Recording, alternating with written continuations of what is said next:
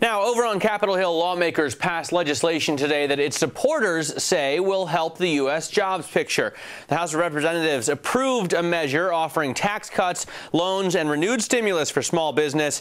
Republicans had waged a lengthy campaign against the legislation, but the small business bill is now ready for President Obama's signature, and it's likely to be the last jobs measure taken up by Congress before the November elections.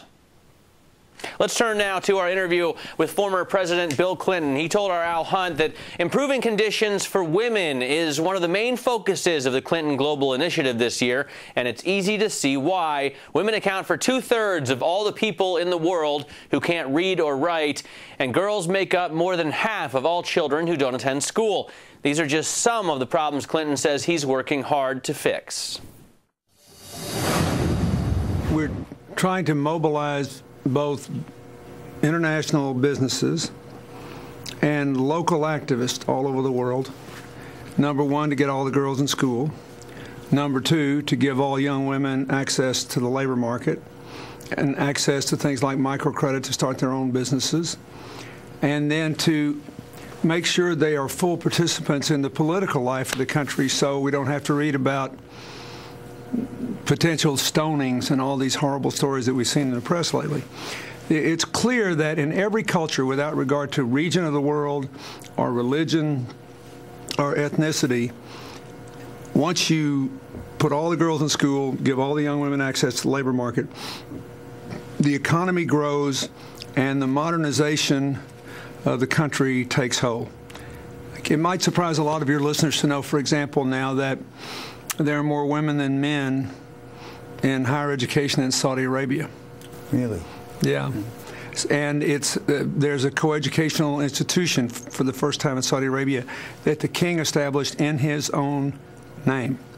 So this movement is taking hold around the world. Everybody's figured out that if women are half your country, you can't exactly expect to make the most of your future if they're not a part of it. So is there any danger of the bad guys, the terrorists? Usually they say we're at war with Islam. A number of these countries are Islamic countries, and they say we're threatening the culture. Is there any danger here that by trying to push women's rights and that you can create a backlash that benefits the bad guys? Yes, of course there is, and you have to be careful how you do this, and you have to let the people on the ground define how they're going to go forward.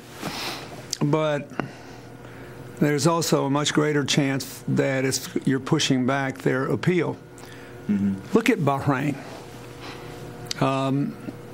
Bahrain is the only country, as far as I know, in or out of the Middle East, where economic policy is set.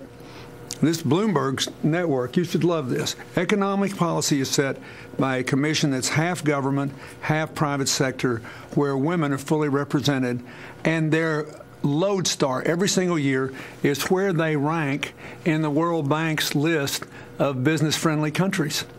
So they started out at 39th, and this commission started meeting, and they analyzed where they were, and they recommended all these changes. 3 years later, they're 13th. Mm-hmm. And to be in a Muslim country, even one of the modern Gulf countries, and see all these younger women and not so young women part of this public-private cooperation, and to see the government working with the private sector instead of having some big ideological fight, and seeing it working, it's quite amazing. Those things undermine the appeal of the terrorists. Well, that's a good story. Afghanistan is more problematic, as you know. There's talk of cutting back or cutting a deal with the Taliban.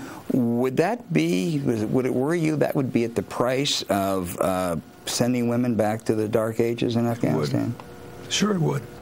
It sent chills up in my spine that we were talking about actually stoning a woman to death in the 21st century. But look, there's a lot of frustration in the world today, and a lot of irrational things being said everywhere, and that's a problem. But this, on balance, will have positive repercussions, even against terrorism. And we will have more from former President Clinton throughout the show.